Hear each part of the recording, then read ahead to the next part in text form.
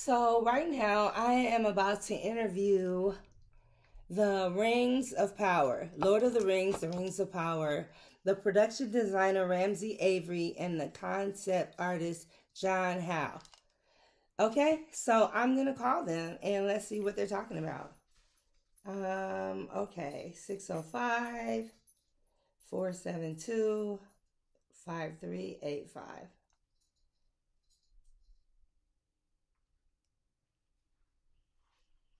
Welcome and thank you for choosing freeconferencecall.com. You're helping people around the world communicate for free. Please enter your access code followed by the pound or hash sign.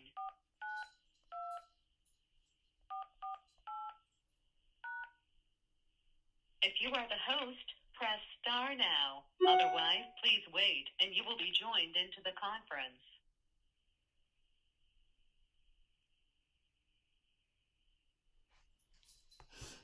Please announce yourself. Jonelle Witt. Hello. Hello there. How are you? I'm good, thank you. Am I speaking to Ramsey or John? No, John. Hey, John. How are you? I'm good, thank you. How are you doing? I am doing excellent. Now, were you in Atlanta last week for the SCAD TV Fest? I was indeed, yeah. Just briefly. I saw you at the end of that carpet, but I couldn't. They was hogging you all up, so I was like, "Was he coming down here? What's going on?" Shame. Yeah. And then they whisk you away. No, we just got taken straight away to, I guess it was dinner. I'm not sure. Something I can't even remember. It's a bit of a blur. I know everything was going by so fast last week. It was an amazing week. So now let me ask you. It was fun. Yeah. It was fun. It actually was really fun. I guess it was a break. And for you guys, I know it was great to, get in front of people and talk about, everything that you're working on. Yeah, absolutely. And nice to catch up with a few people again, which was really good. Yes. You don't see them very often. You see them for work initially, and then everybody goes their separate ways. That is so true. That is so true. So if it wasn't for all the whisking everybody off, then I would have been like, okay, this was great. But I felt like I didn't get enough time with people, You can only get in so much in 2 to 3 minutes. Like, no, we need to sit and chat with some tea. That's not very much. Yes. So let me ask you, the Rings of Power, like, there is so much going on, like, with the costume designs and the production and the concept of all the art and just I don't even know how someone could just mentally and then turn around and physically produce everything and make it look so authentic like you guys did. Well, there's a lot of people involved. There's as many people involved in a TV, in a series like that as there is in a big Hollywood movie. So, right. There's an initial lead up time where there's a fairly reduced crew just trying to flesh out the universe, and then it immediately goes from there into all the different departments who are going to be doing props, costumes, sets. Everything on down until the lighting crew turns up and the actors are cast, the light, everything goes, and it's just this runaway train. Right. What does that wardrobe bill normally look like? Beg your pardon? The wardrobe bill? Because you have to, the invoice for all the wardrobe, you have to, literally everything is custom made for the series, correct? Yes, everything is made for the series. It's very important not to go, there's such a huge fan base that's very, very eagerly waiting for that kind of production. And they're eagerly waiting not only to be, taken back to Middle-earth and swept away, but they're also waiting for any missteps that they may feel. Is that Mr. Ramsey Avery joining us? I'm not here yet. I was in the wrong Hi, Hi. Janelle. Hi, Janelle. Hello. It's Teresa from Sunshine Staff. Hi, Teresa. How are you? Good. How are you? I just want to make sure everyone got connected. So on the line, you have Ramsey. You have Ramsey, who's the production designer. Yes. For season 1, and then also John Howe, who's the concept artist. Yes. So Yeah, John and I were just talking. Yeah, I'll let you dive in. I just wanted to make sure you knew who was on the phone. Oh yeah, of course, of course. Of course. Just making sure everyone got connected. Yes. All right, I'll let you guys jump in. Okay. And I'll let you get to it. Thanks. Thank you. Teresa? Okay. Yes. Do we have to, what time do you want me to end by? I have more than 2 minutes, right? Yes. Okay. We said about 20. Okay, great. Okay, John. So Ramsey, I was asking John, what is that wardrobe invoice look like? Because everything seems like it's custom made exactly for the series, you know? And he was telling me that the fans, like, they're just sitting there waiting so they can scrutinize how everything looked in comparison. You know, the fans can be so critical. You know, they're your best and worst critics sometimes. That's definitely true. I mean, we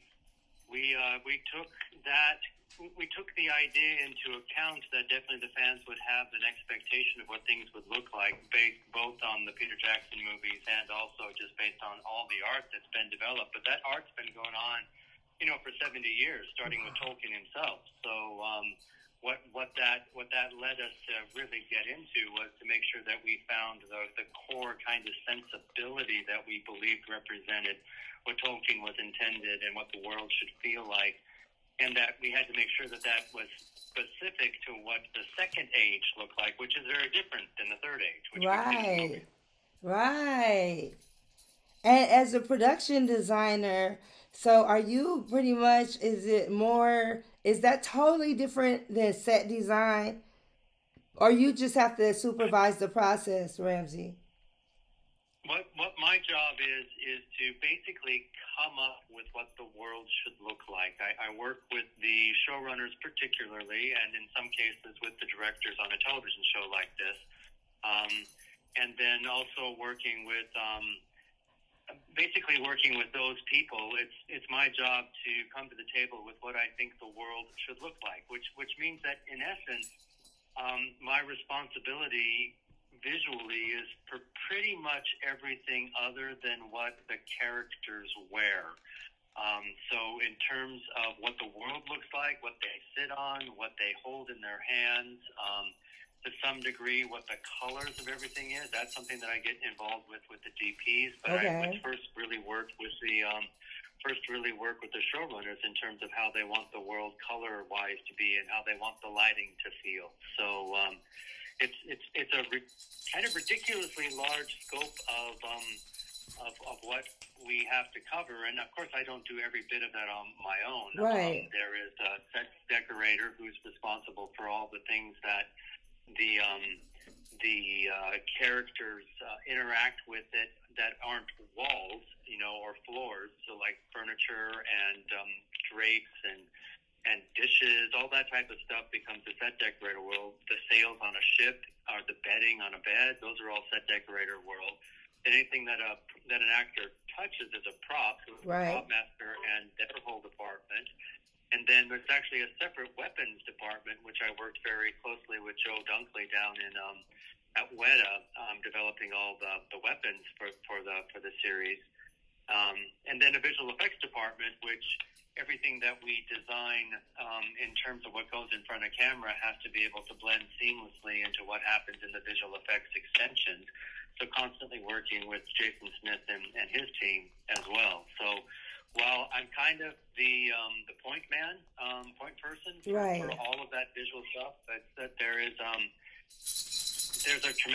all kinds of other departments, rings departments, blacksmithery. There are art directors who are overseeing all the work. There's a construction department and plasterers and stonemasons and all of that. So it's my job to keep them all heading in the right direction. Right, because they'll look for that one thing like, oh, wait a minute, that wasn't even creative then.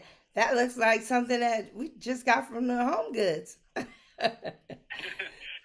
Well, that was something that in this particular production, it's like at one point the director asked on a Thursday night if he could have an additional dwarven chair for Friday morning. And I'm like, there isn't a store that sells dwarven chairs at 10 o'clock at night.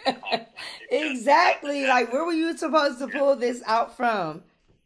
So pretty much everything was built. I mean, there are some things that you could buy, but even the things that you bought, like a lantern, for example, or a glass globe or something like that. I mean, we hand blew most of the glasses that people drank from. The goblets and the glasses. A lot of that stuff was handmade.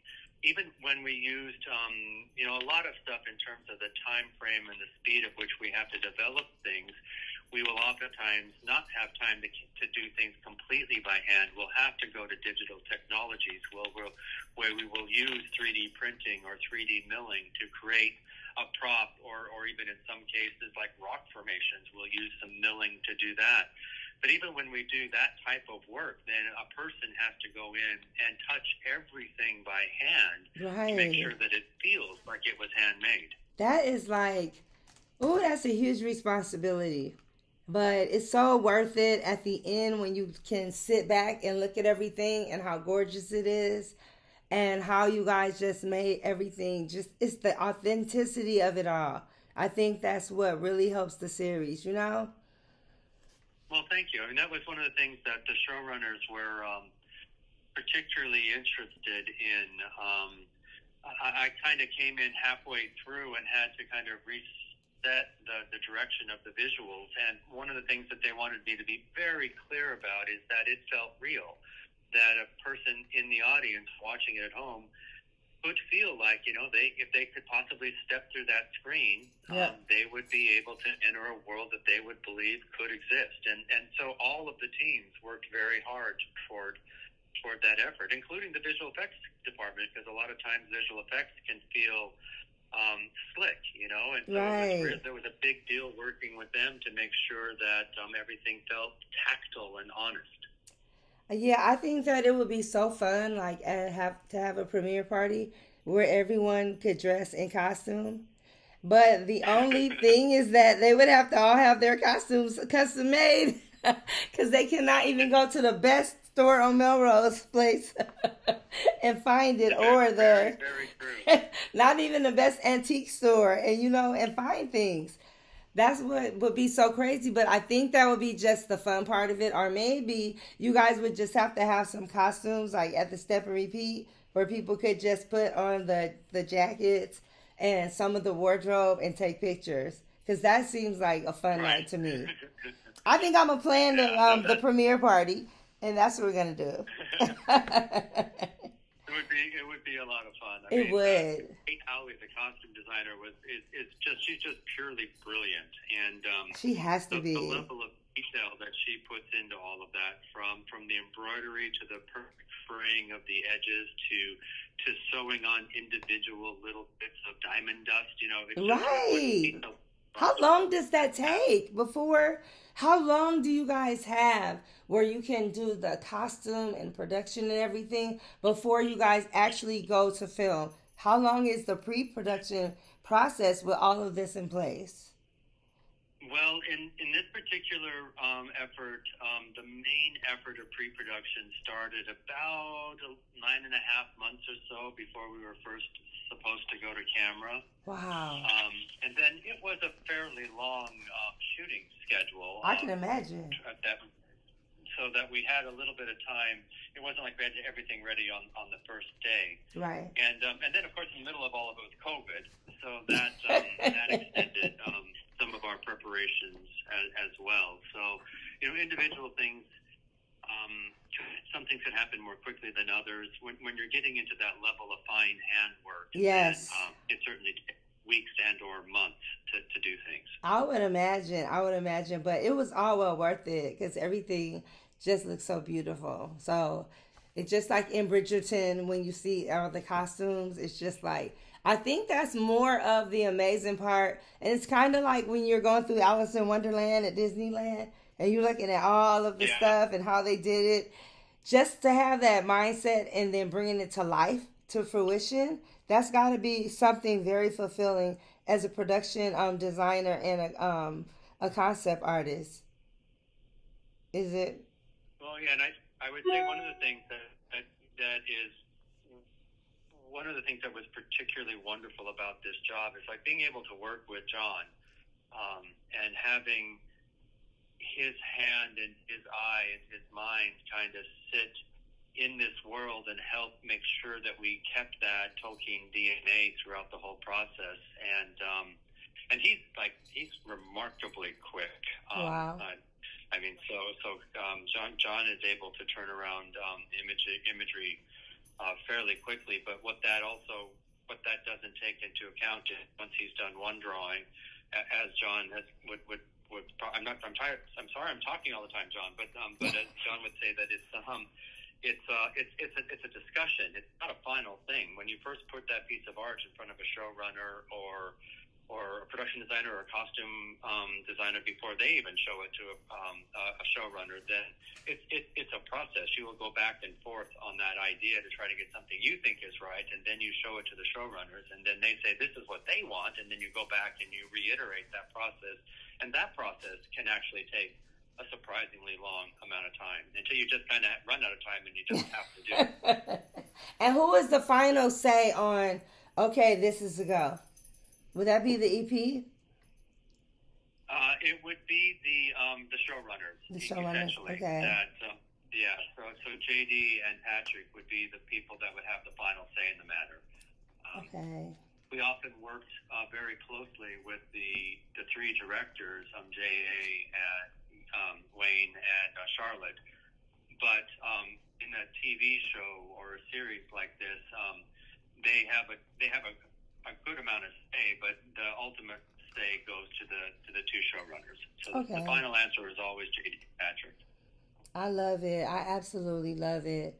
Let's see. Is there anything else? Like, say if someone, John, they were like, okay, you know what? This looks great. This is what I want to do. You got these real eager people out here ready to dive into something, and they come to you and they're like, I want to be your personal assistant. Can I shadow you because you have my dream job? Like, what would you tell them?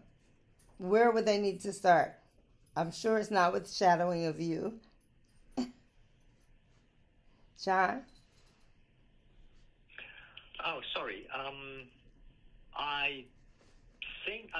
It's so hard to say. My general advice to younger people who are sort of dazzled by what they perceive as a very glamorous profession, I usually tell them, if you can get a job on any production, it doesn't matter what you do, it doesn't really matter what the production is, but you need to know a bit more about the logistics and the mechanisms of all of that.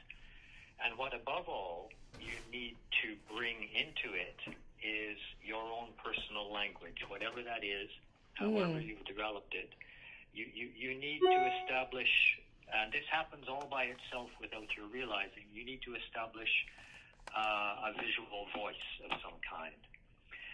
And once you have that, then it's a question of being able to work, because many artists are quite individualistic, have difficulty in collaborating, but this is an intensely collaborative job. And as Ramsey said, everything is a proposition, everything is a proposal, everything is a request for dialogue. And I always tell them that at the entrance to any film studio, there is a stand for the umbrellas and there's another stand for your ego. And you leave it there when you go in, you pick it up when you go out. Right. That's true. That's good. That's some good advice right there. And as far as a person coming in thinking it seems like the production designer has to work more with props and with the set designer and with everyone overall. It's just a lot of moving parts of the puzzle. So would you recommend this type of atmosphere or job for someone who has not dived into this ever? What would you say? Well, I think it's always worthwhile diving in, even if you're not sure you can swim. Okay. I like Because that. in the worst case, all they can do is say thanks very much, and you can find another something else to do. But it does demand transversal thinking across the board. I mean, every expression to do with thinking outside the box, across the board. Trying to contribute in some way to making a world which is capable of asking the viewer to willingly suspend disbelief, to buy into the fantasy, until the end credits, and to want more. And if that, and that really is dependent on so many things. Yeah. And everyone involved is a small cog in this giant machine. And you can never know exactly what the final result would be, because there are so many hands involved. It truly is an intensely collaborative environment.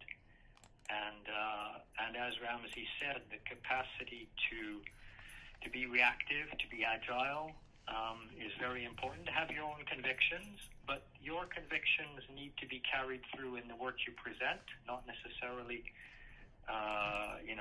just because you feel they're important. Right. But the chances are, if you feel strongly about something and it resonates with you, the chances are that it will resonate with a wider public. I love it. I love it. Thank you guys so much for the opportunity to interview you and find out, I love talking to people behind the scenes, because guess what? Without everything that you do, the actors will look pretty silly. Okay? But the other part of that is that everything that we do is to make sure that the actors have a place to tell their story. Yep. We're at the service of that. Is that if we don't have the words and the actors to say the words, yep, then there's no reason for us to be here. So that's true. So everybody needs each other, right? Everybody needs each other. So that is important to. Now, let me ask you this last question real quick before she cuts me off. Do you ever have an actor, maybe one of the leads, that just absolutely are not happy with the costume and they just want to do this or make their own little changes, and they're not even in conjunction with what you want? Are they very humble?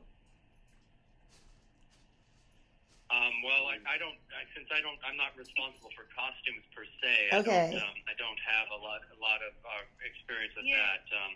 I do know that I've had issues with. Sorry, go ahead. Oh, that was going to be my note too. That these guys don't handle the costume. Okay. So that's a good answer. but there's definitely issues where you will have like a prop with an actor, and there are literally an actor has to be able to manipulate that prop or manipulate that sword or work with that bow, for example. And some actors are really gung-ho to learn how to do that, and some actors aren't. And you just have to figure out how to work with each different type as they come, because they've been brought to the table for some skill set that the director and the showrunners believe they have. And right. It's our job to help them shine as best as we can.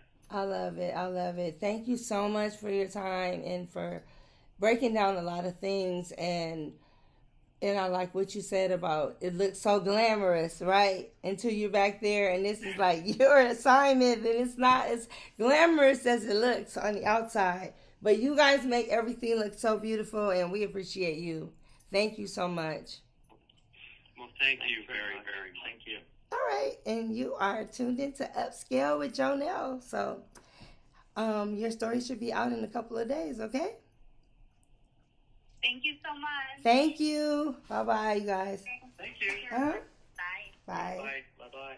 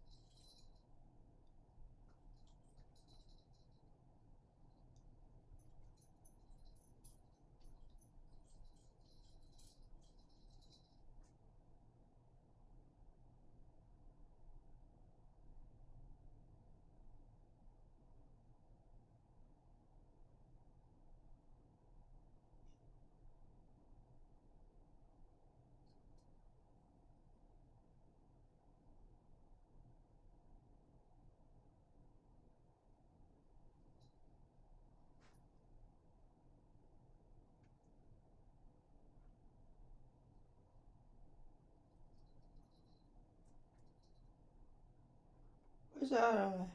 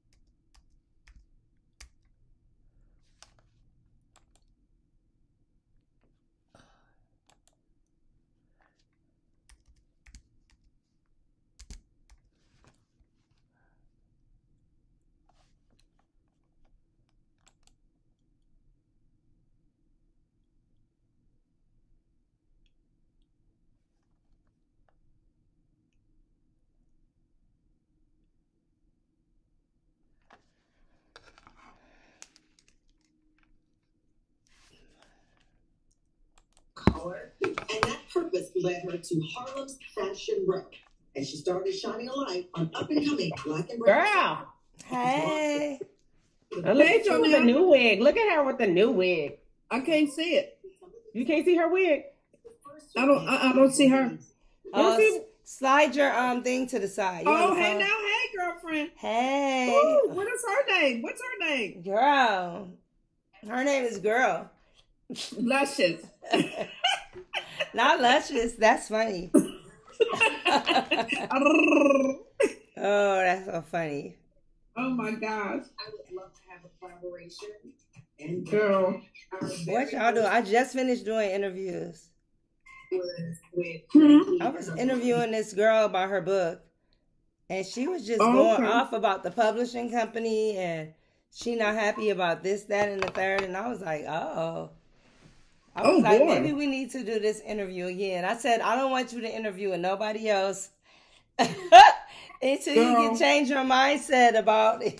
I said, I'm gonna find the good, some good in some of the stuff you said, but she wanted to do it her way. But you know, when the publishing companies give you that money, they get to determine, and they pay her $150,000. So they was like, nope, this the title, and this what. But girl, let them pay me that. I can sit home all year and write my book.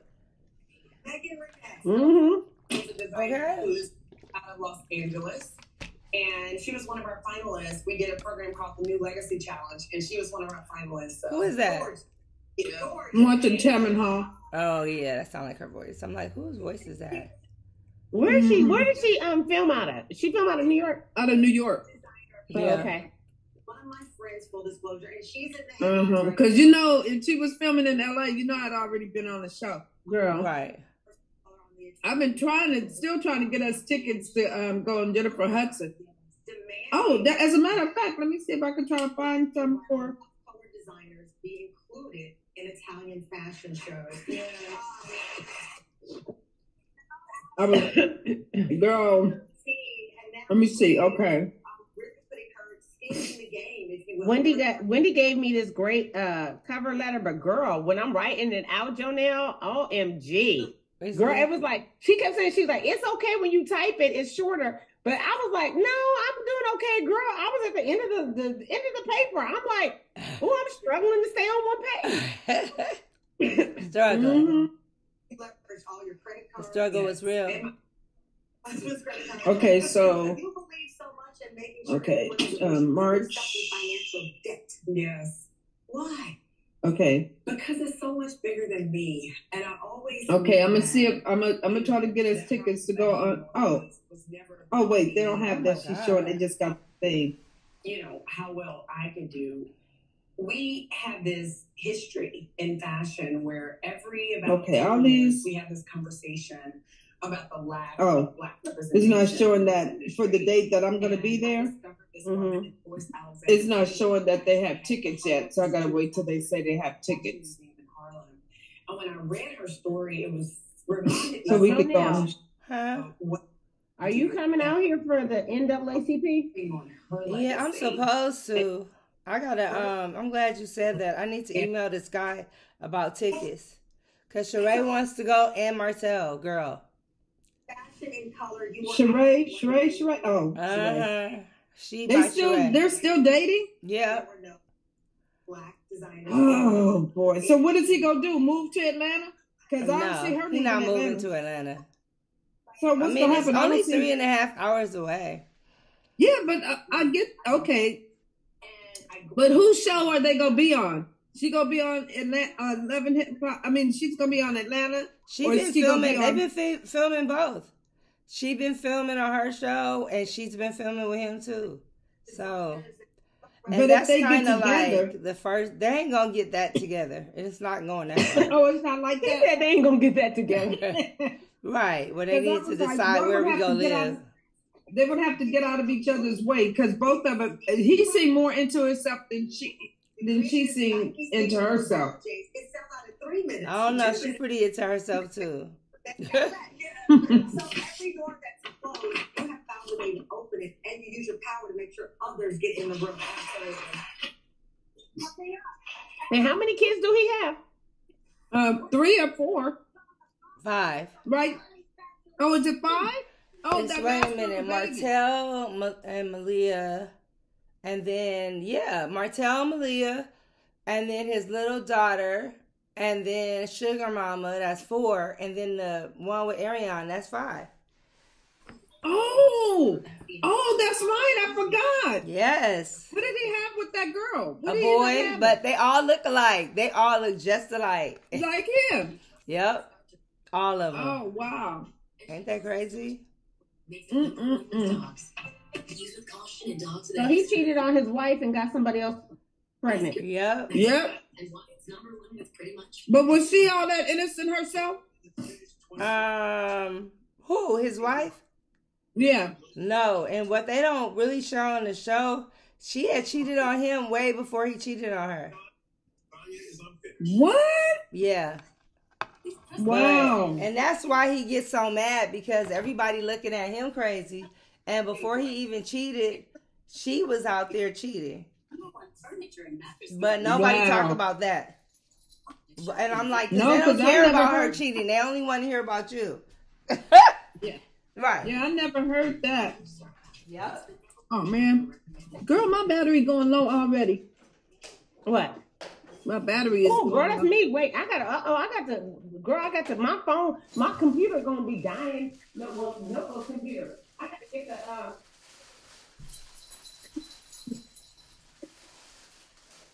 Okay. How did Kellogg's combine crunchy oat clusters with honey, plump, juicy raisins, and tasty fiber into one delicious cereal? oh my goodness. Just a lot of Wait. You put that. delicious. Unless you treat dandruff regularly, it will keep coming back. Try Head & Shoulders. It contains zinc pyrithione, which fights the germ that causes dandruff, and when used regularly, helps prevent it from coming back. For up to 100% dandruff protection, use Head & Shoulders.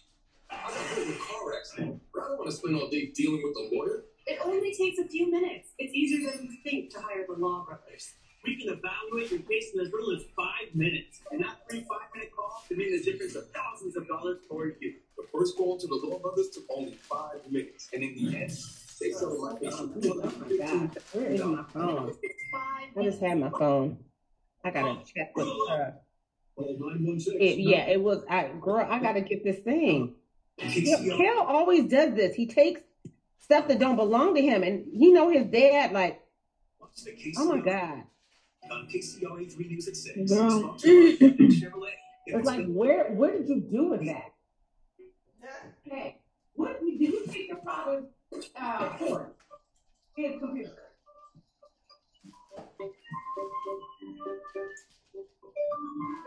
I'm letter writing on your dad's computer because of the thing, and I can't find. I went in one week in the room. Sister AAA, America's most recommended roadside service for $5 a month. That's my life.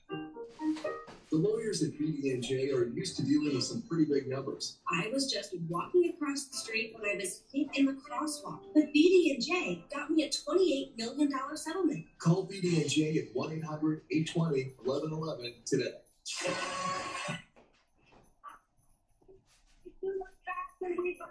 Show town is right here. We have CEO of Mount Harlem's Fashion Row, Brandis Daniel, and this is our first ever Harlem Fashion Row Cameron Hall show. Yeah, well, see, I can't help you with that because I don't have an iPhone, and then my computer doesn't use your charger. So like that energy can't be for me. So that's on you, your dad. All right, I got it. Okay. Oh, good Lord, just got saved. Girl, why are you gonna sit there like, well, everybody don't get the energy? Dude, I don't have, none of my chargers match to your chargers. You and your father have the same charger for the computer. Like, your dad keeps his stuff. Like, Noko he's very anal about his stuff. So it's like, dude, this ain't, no. Well, maybe you need to get that way. Well, but I'm saying, no, the only reason I'm fussing is because I'm using Noko's computer because he has the unlimited Zoom. Like, you know, where like I only keep the Zoom account where like after 40 minutes, we got to try and get off and do another meeting. Noko has the one from when he was serving to where like it's unlimited, like, you know, so that's why I use his computer. And so Noko's like, fine. But Kel keeps taking he's like, and he says, well, that's because people keep taking mine. Noko put a Ziploc. He put a Ziploc, like one of those zip tag, like on his cord. So it's like, dude, you know that's your father's cord. Well, people keep taking mine. What do you mean, people? Right. Who is people? Or are you misplacing it? You and your dad are the only two that have a cord that can be used on the same computer. Not people. Like, stop yourself. But this is basically like, get off my phone right now because I'm working. Okay, whatever. Oh. Wow. Did you call Kel on his job? Yes, I did. Yeah. Ask him about a charger? Yes, because I didn't know where the charger was because he took his dad's charger. The computer was getting ready to die. He has it with him? No, it was in his room. He took his dad's computer because I'm sitting there looking like. And I put it back. Noko's computer app. And when I use it, I make sure. You sound like me. I'll be like, where is my stuff? Jalen be like, Mom, I'm at work. Okay, but where's the stuff at? It was in his room? It was in his room. And that's something. And I know, here's how I know, because Noko was like, all right, I'm going to make sure that, like, they be, like, Karen be taking my block from my iPad, And I'm like, dude, I bought a new block. And I'm getting ready to put my name in. I'm going to put nail polish, and I'm going to put my LK. And it's like, dude, if you do this, like, yeah, we're going to have, yeah. Girl. It's like, please, you know. You called him before you checked his room? I went and checked his room. I didn't see it. So then I called him because I put up everything. Like, Noko used the computer Tuesday after the meeting looking at the pictures. And then I put the computer up yesterday when Rihanna was cleaning. And I put his cord and everything in the room. Kel went back and took his cord. I put everything in the office. So everything that I put in the office was there except the cord. Right. Wow. And so then when I called him, so I had to call him. He's like, oh, well, I took it because people are taking mine. Nigga, ain't nobody taking yours. You losing your stuff. Well, I'm just going to buy my own. Yeah, you do that. Buy yours and put your initials on it. Yeah. You like, buy your own. Do that. Buy your own. Like, him and Karen do that. They tear up stuff. They lose stuff. And then they come and just poach on me and Noko. Like, I'm very, like, I had to just, like, go ape on them because he was trying to take over my rose gold beats. I got rose gold beats. I got the rose gold small beats. Oh. I got and you like, why are those in your ear? And it's like, I have to be like on them because they'll just take over all the stuff, like all the charging stuff. And it's like, dude. So then I'm looking like, where's it at? It's on my bed. It was all up under his bed, under his pillow. Well, why don't you just take your stuff and put it on in your room on your nightstand? But because these niggas she don't want to live like that, where she got they go back and they take it back, Wendy. That's the thing. I put up Noko stuff. I was like, okay, I'm going to put up all his stuff. We're cleaning. So all of his stuff was in the room yesterday, minding his own business. And Kel went in there and took his dad's charging cord. So now I'm looking like, okay, the computer getting ready to die. I'm like, where's the charging cord? And he want to accuse, well, y'all be taking, nope. My computer does not use the same as any of you guys. Nothing that I have with my Apple stuff, my block for my iPad, that's it. And I've already gone through, they done stole and tore up one of my, I can't find my iPad block, the original one. So I done bought a new one. And so now I'm daring Karen, touch it and you die. Not die. Girl, oh my God, it just be too much.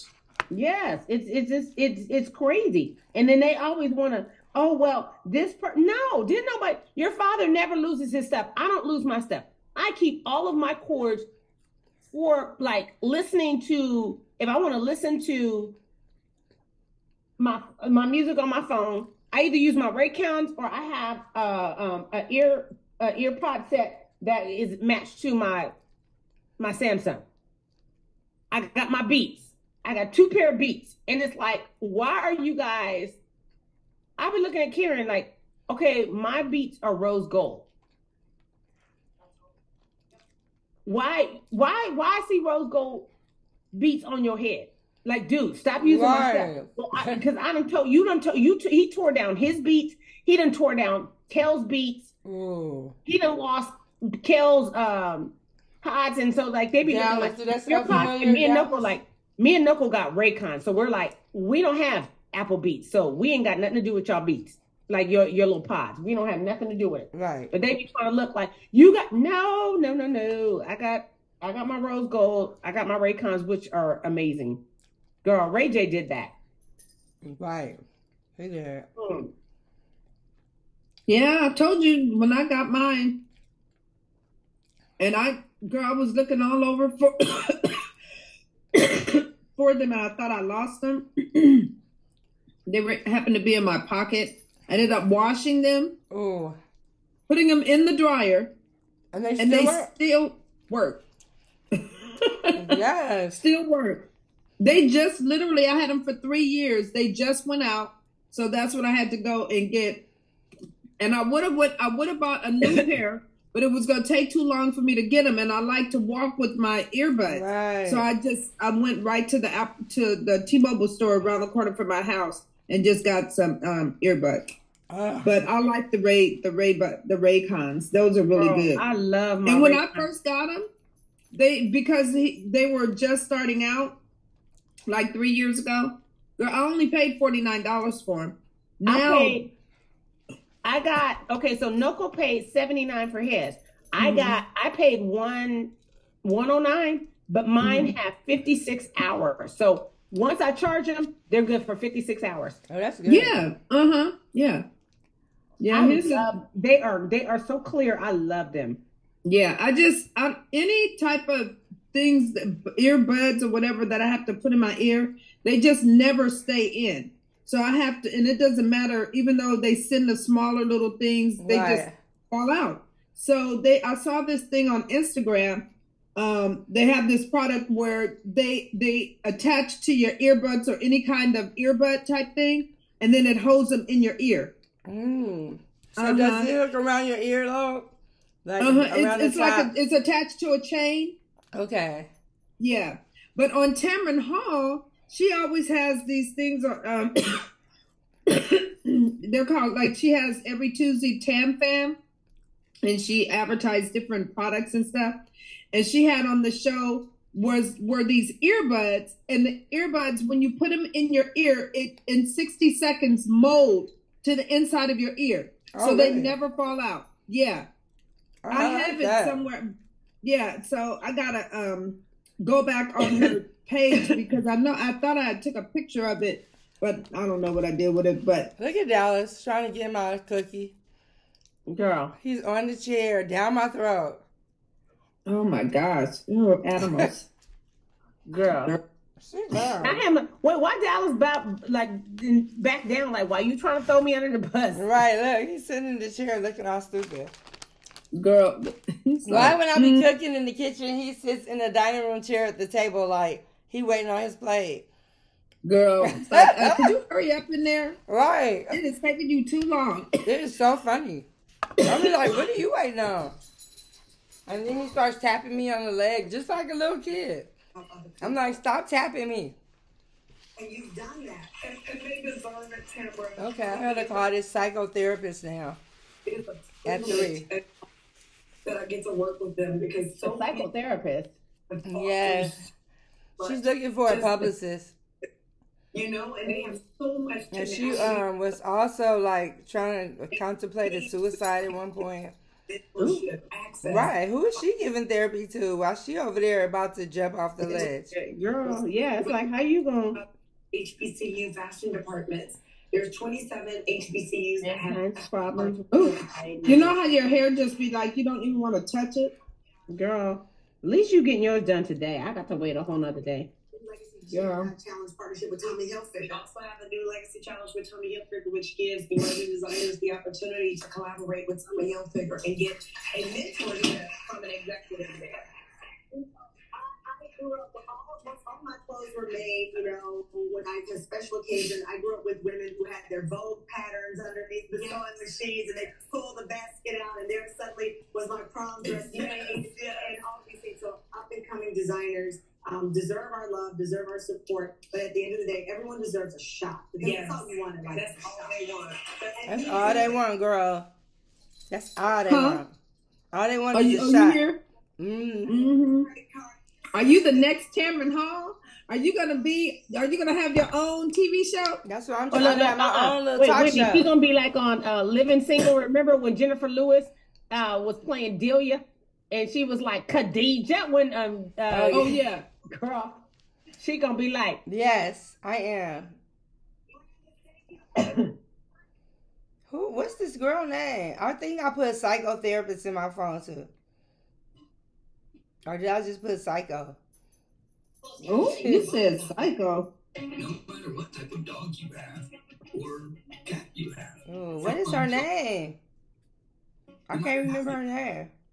Candace? I think it's Candace. Intake protection. Oh, yep, Candace, the psychotherapist. Let me see.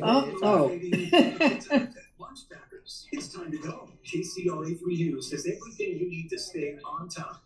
You know the rings there. Prepare for the day. And then I'm going to this bourbon tasting event tonight. Wendy, this lady is she created this organization called the Black Bourbon Society. So she brings like Jack Daniels and everything to the table. And then it's going to be a whiskey tasting of all these different whiskeys. So she's like a whiskey connoisseur. And she said, okay, what are you wearing to this event? I'm not sure. I think I'm going to wear these black bell-bottom pants that I got. And then this black and white top.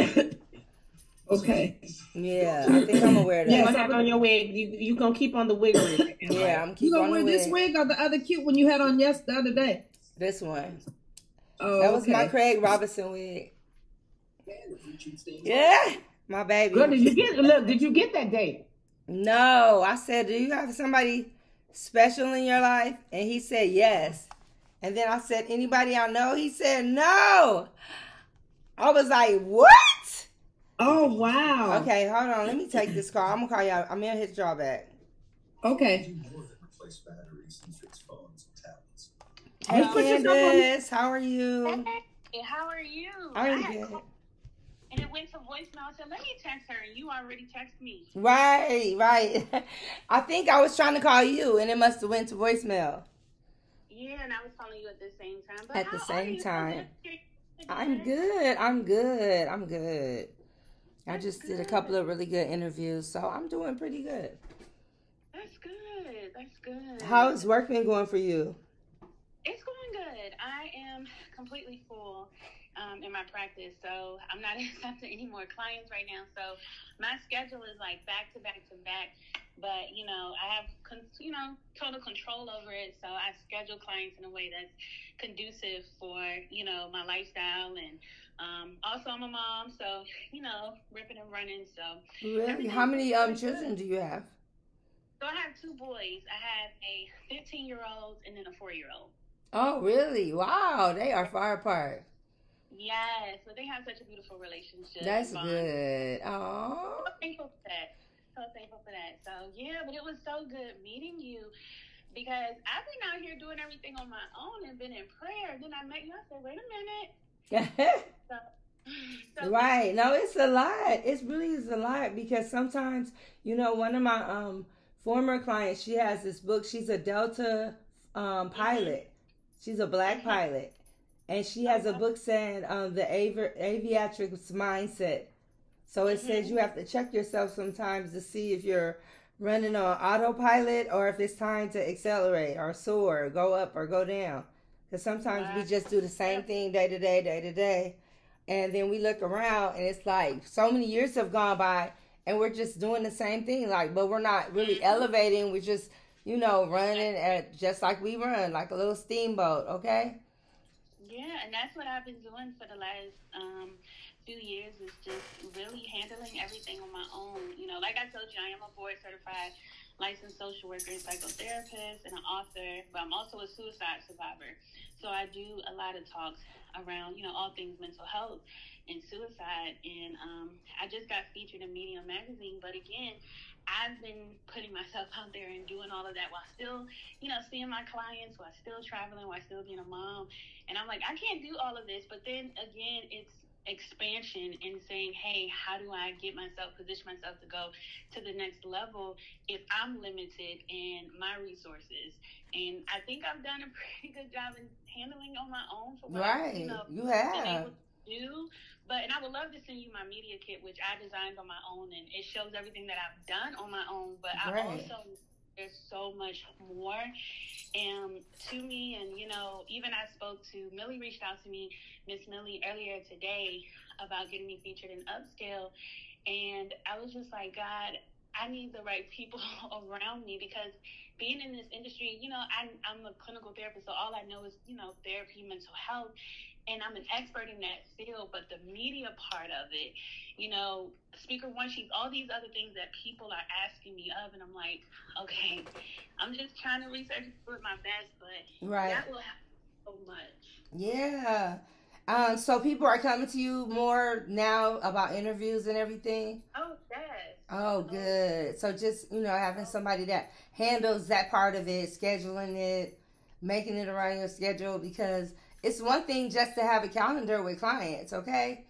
Right. So then when it's something else, it's like, oh, now I got to have a calendar about that too.